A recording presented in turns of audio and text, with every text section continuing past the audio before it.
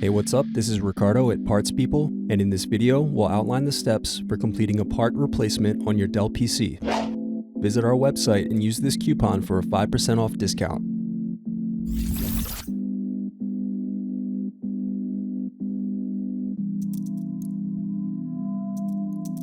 First, unscrew and remove bottom base.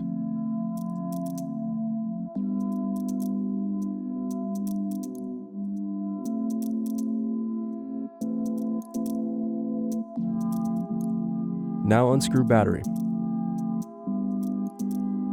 Next, unscrew and remove battery.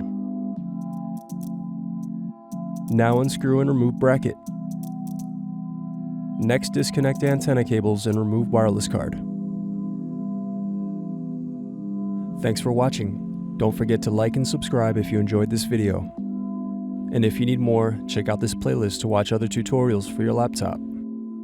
You can also click here to find parts for your laptop at partspeople.com.